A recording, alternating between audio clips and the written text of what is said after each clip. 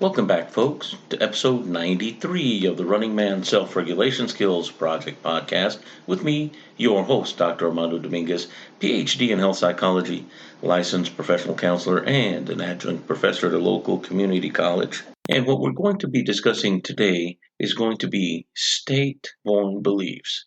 Now, there are beliefs that we do pick up based on assumption whenever we're growing up and don't have the question to ask why we might do something. And that would fall along the lines of maybe a tradition or maybe behaviors that are done in a regular sense, but most people go about doing their business, but if we're too young to understand why, we just kind of follow along without understanding sometimes.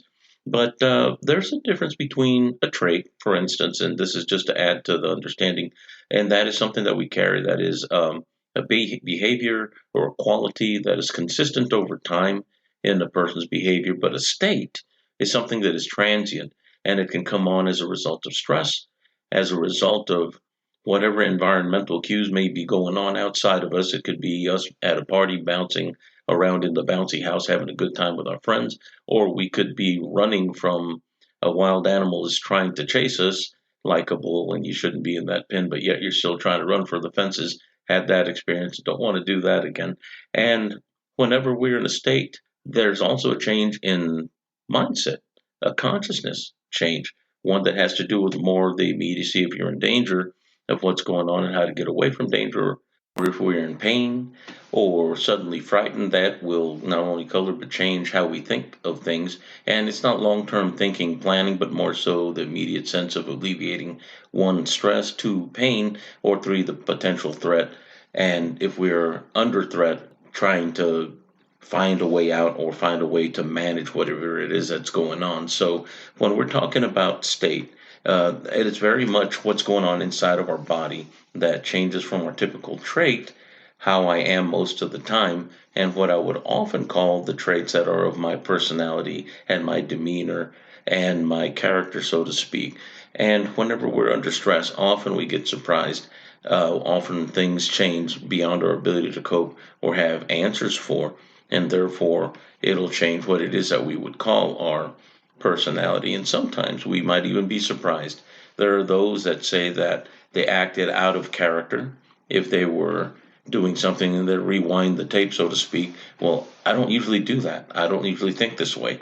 And the term usual is the working term here. And the thing is, when something is out of the usual or the normal, what we may run into are some subprograms that are more reactive programming that are deeper in our psyche, such that it's not a conscious thing, but it's there, not unlike reflexive responses that we have or autonomic responses like our breathing that don't require our conscious thinking. There are aspects of our behavior that may or may not come out depending on the stress of the environment. And often it might look like something that is out of our idea of who it is that we are. And I've even heard it both clinically and outside of the clinic, out and about in regular life, where people say, that's not me, that wasn't me, I don't know who did that, or it seemed like I was someone else, or they still have the recollection, but the description is like they were in the back seat and someone else was driving. One of the influencers that I listen to often enough is George Bruno. He talks about the gorilla in young males' lives and how it becomes less and less influential as we age, and that having to do in many cases with our libido, our sex drive, and our desire to be in a sense of interaction with our world in which we might try novelty and take risks, and we take less of those risks as we get older and our brain comes online. Around age 26 is whenever men and women both get completely matured, and this of course varies a little bit person to person, to where we're completely myelinated and we're less apt to have a biophysiological reason for thought error or thought process, and we're able to use more of our reasoning, more of our frontal lobe and our IQ whenever we need it to make better decisions, and we do make better decisions over time. And the important thing is that the gorilla at first is in the driver's seat. The more important thing is as we age, they move from the driver's seat to the passenger seat. They're still kind of directing how we drive, and there's influence there, but when they're in the back seat, we can keep them there.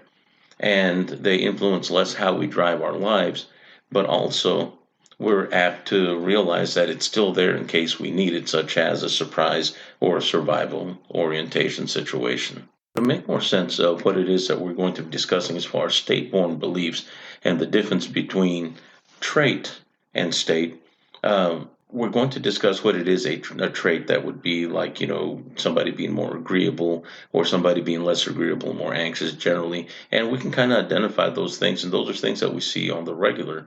But a state, once again, is a transient thing based on the level of stress in our environment or what we perceive in our environment that may be stressful, but it's not always a negative stress. So, what I want to do to give us some context is talk about the continuum of stress. Often we talk about this dipole of we have eustress. This is all the good stress and the fun stress versus distress on the farthest end. And this dipole quality, I don't want to say bipolar because we're not talking about bipolar disorder, a mental illness, but rather the two poles of extreme of the euphoric and the dysphoric. But we also have that space between that we traverse that is just stress. Now, do we have average stress? Yes, every day we have average stress. I have to take out the trash, go to work, get dressed, and all those things that are necessary cues to get going, to go to work, to pick up the kids, and go and buy dinner and groceries. And those are our everyday behaviors that are a measure of stress, a measure of environmental irritability that gets us irritation, rather, that gets us to the point of irritability that finally says, okay, now I got to do this. And irritability does not mean an extreme of getting upset, but rather just knowing that it's still in my mind. And we're getting it off the plate, so to speak. So while we're moving through this continuum of stress, generally we stay in the middle.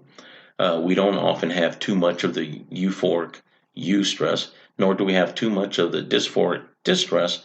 And if you're in a euphoric state, we have to understand that's where the pleasure principle or the hedonic principle plays out. And whenever it plays out there, often we enjoy that and we really want and wish for it not to end because it's so fun. That's where all the good, the enjoyment, the fun, and the blissful, and the oh my God, I wish it could last forever, but then it goes so fast and fleeting.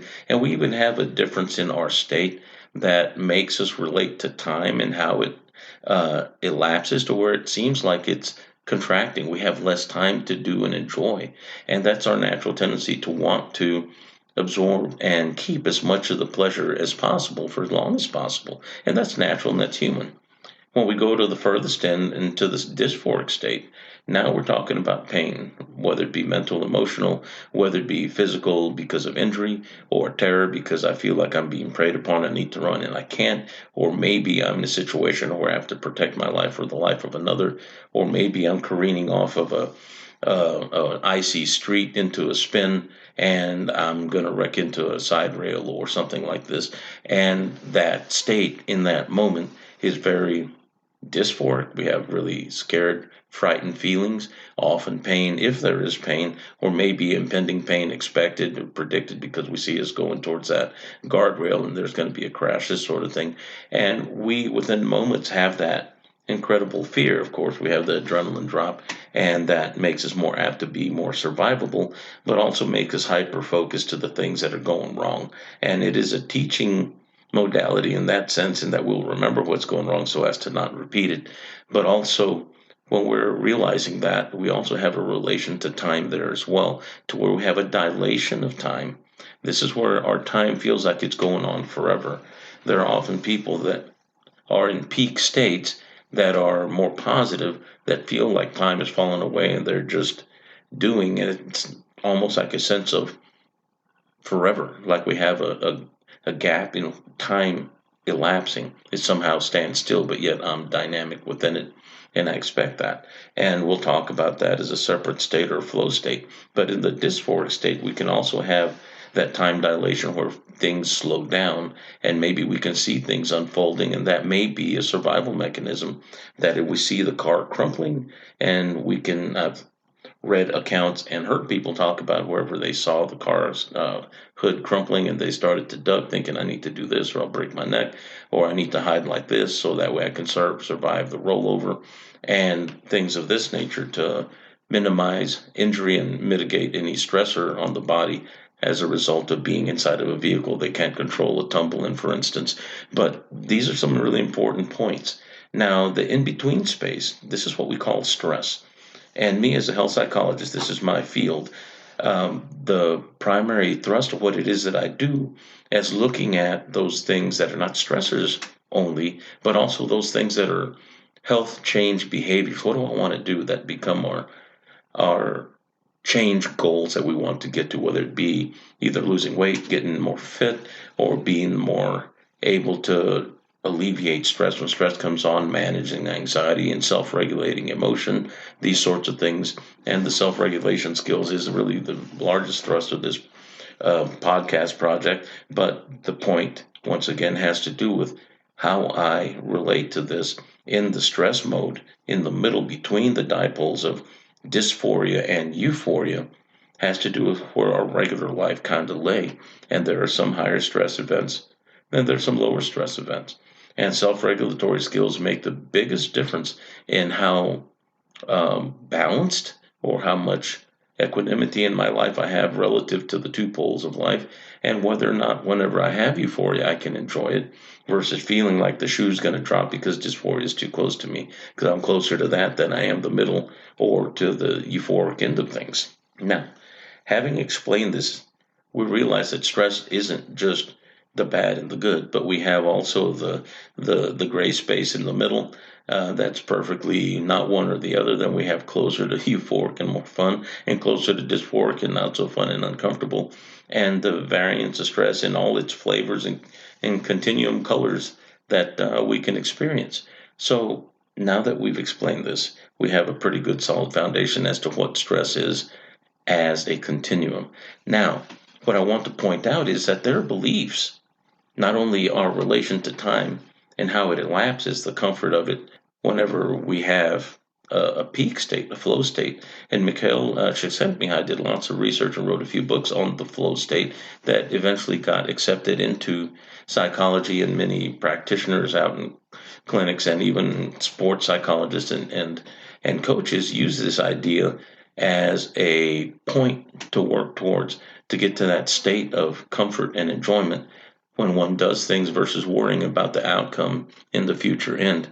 And by expectation, experience, and prediction, getting stuck in the thought process versus just doing what you want to do in flow, so to speak. So Csikszentmihalyi talked about peak states, and we can have that whenever we're just doing things where we're in that so state that I am just being and I'm experiencing as I go. And I'm not worrying about the time, not worrying about getting there, not worried about having left late. I'm just doing wherever I become integrated with my action. Very important things. Now, that is a state born belief that I can do that.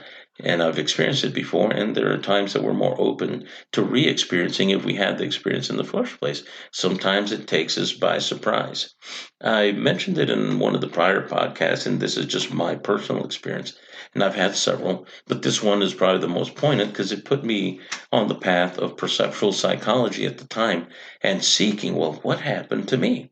And I was getting out of my car, and at the time I was driving Moby, my big white 1972 Ford Ranchero, and it was a white boat, so my boss at the time called it the tuna boat, and I decided to call it Moby instead. It was ugly as sin, but got me where I had to go when I was an undergraduate. But I had gotten out of the car, and I was going to my next class, and I had a little bit of time, but when I got out, I had parked in front of an oak tree, a live oak tree. And at that moment, when I turned on the sidewalk to walk under the oak tree, an oak leaf fell and an acorn fell, and they were both falling at the same speed in slow motion. Everything just stopped. It was just a fleeting moment, but it felt like time had stopped, and I was just there observing the fall very slowly. It happened within fractions of a moment looking back, but while I was in it, it seemed like it continued on longer than a few moments. But it was beautiful. It was an amazing state of what some would call Zen, or being one with the universe, or being one at that moment. I would love to have that on a very regular basis because it was blissful, it was awesome. And this was one of those flow states that happened by complete surprise and didn't expect it. I didn't prompt it, nor did I prime it by anything I did intentionally. I may have, looking back, inadvertently, but not on purpose. But yet it happened, and it was a beautiful thing. Now, that was a state born belief that I developed after the fact that it could happen again. And I've had states after that fact come up again since then. So very cool. Now, the next thing I want to talk about are the behaviors that come up as a result of state-borne belief. Often we will see things and believe things to be as a result of being in a dysphoric state as being dangerous or more dangerous, and somebody walks up and moves or removes the thing that is frightening us that may have taken us by surprise, and then we feel kind of dumb or foolish or stupid. I'm not saying that those are the things that you are, but rather those are the things that we may realize and judge ourselves as because, like, wow, why didn't I see that? But often how we perceive will shape what we believe, and then we behave as a result of that belief because it's so intense, and as a result of the intensity of the emotions more so. We tend to become attached or more apt to believe because of the intensity of the feel of the belief, so to speak. So we'll put that on the back burner for a moment. The next thing I want to point out is that often this doesn't happen just to us as an individual.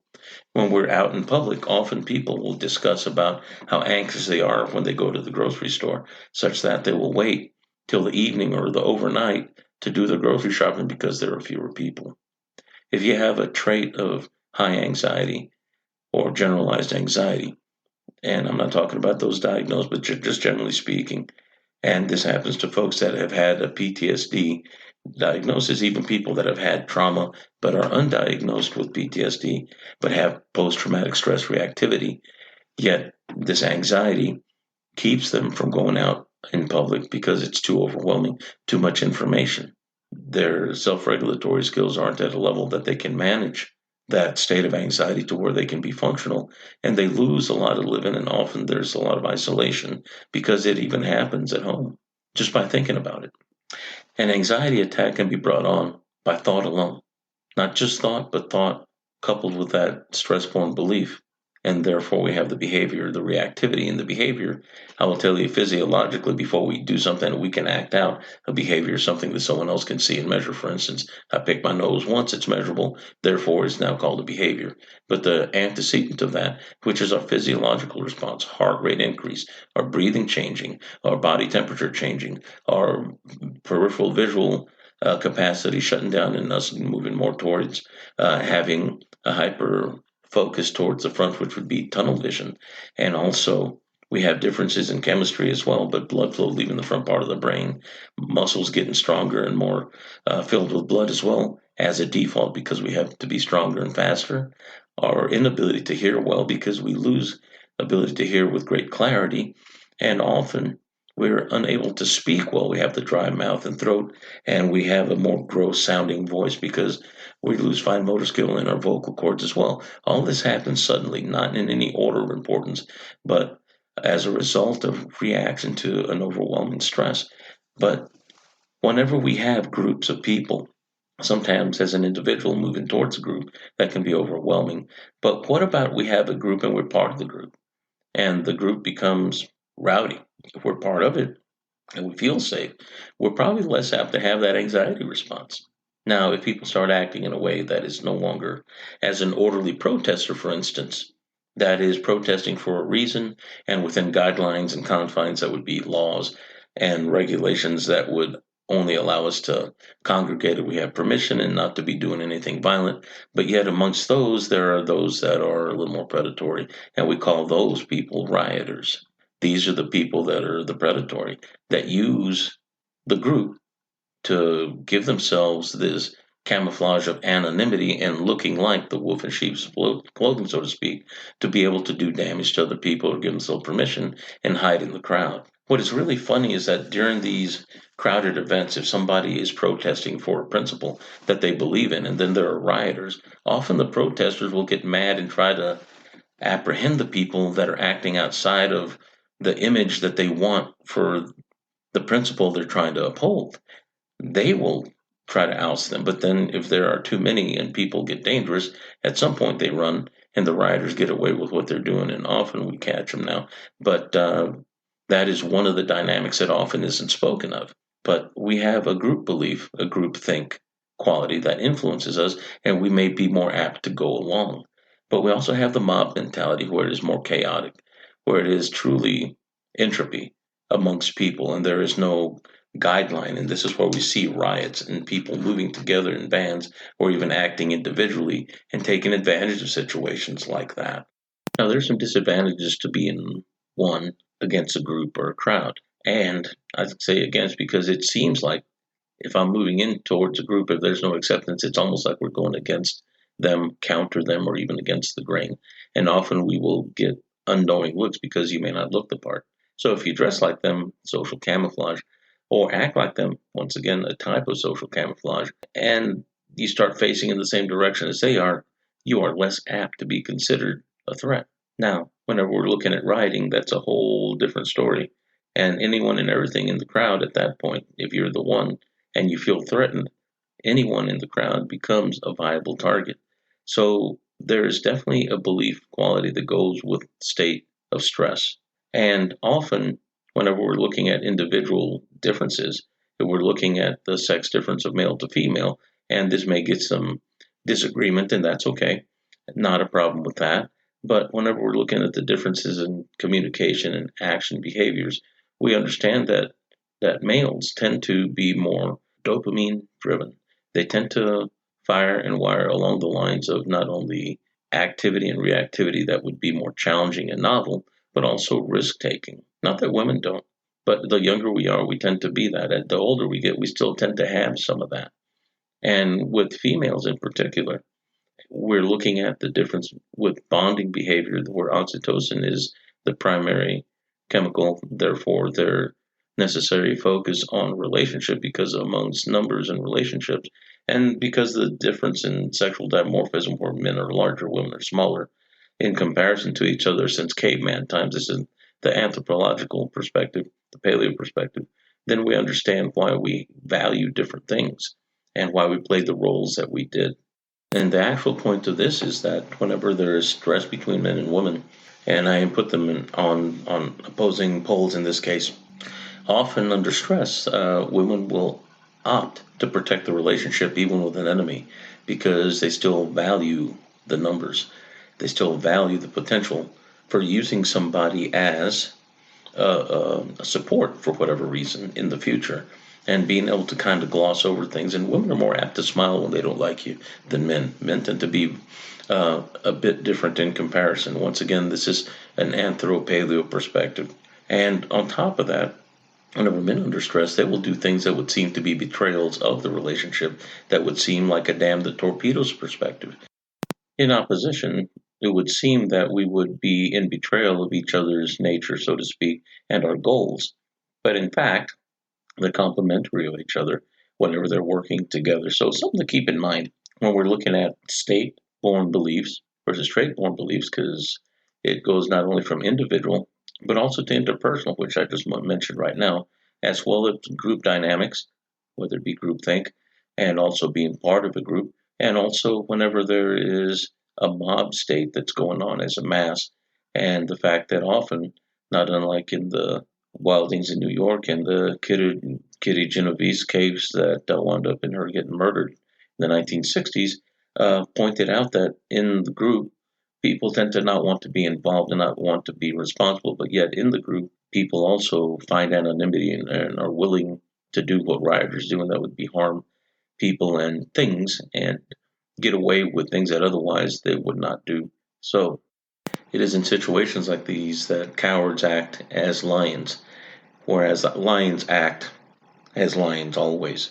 And that's going to bring our discussion today to a close on this early Sunday morning in West Texas. It's rather frigid at 25 degrees and about 4.44 degrees Celsius to all those other folks out in the world that use centigrade.